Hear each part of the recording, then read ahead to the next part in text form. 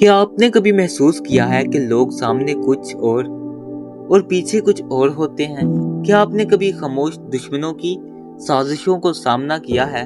ज़बूर number 64 हमें एक ऐसे दिल की पुकार सुनाता है जो खुफिया मंसूबों और छुपे हुए हमलों से डरा हुआ है।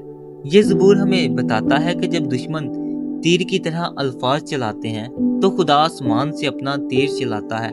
आज हम देखेंगे कि खुफिया साजिशों के मुकाबले में खुदा की कुदरत कैसे काम करती है और कैसे रास्तबाज आखिरकार खुशी मनाते हैं। आइए सुनते हैं ज़बूर नंबर 64। ऐ खुदा, मेरी फरियाद की आवाज़ सुन ले, मेरी जान को दुश्मन के खौफ से बचाए रख, शरीरों के खुफिया मशवरा से और बदकिरदारों के हंगामा से मुझे छुपा ले, जिन्होंने अपनी जुबान तलवार की तरह तेज की और तल्ख बातों के तीरों का निशाना लिया है, ताकि उनको खुफिया मकामों में कामिल आदमी पर चलाएं। वो उनको नागहान उस पर चलाते हैं और डरते नहीं। वो बुरे काम का मसमम इरादा करते हैं। वो फंदे लगाने की सलाह करते हैं। वो कहते हैं, हमको कौन देखेगा। वो शरारतों को खोज खोज कर निकालते हैं। वो कहते हैं, हमने खूब खोज लगाया। उनमें से हर एक का बातन और दिल अमीक है, लेकिन खुदा उन पर तीर चलाएगा।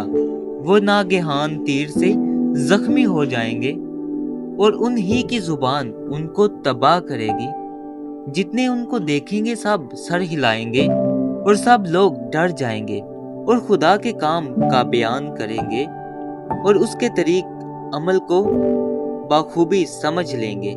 सादिक खुदावन में शादमान होगा और उस पर तवक्कल करेगा, और जितने रास दिल हैं सब फख्र करेंगे। आमीन। अगर आप भी कभी खुफिया दुश्मनी, बदनामी या साजिश का शिकार हुए हैं तो याद रखें, खुदा सब कुछ देख रहा है।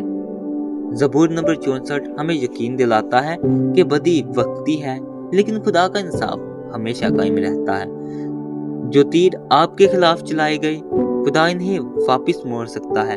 बस डरे नहीं, खामोशी में दुआ करें, क्योंकि आखिरकार रास्तबाज खुदा में खुशी मनाएंगे।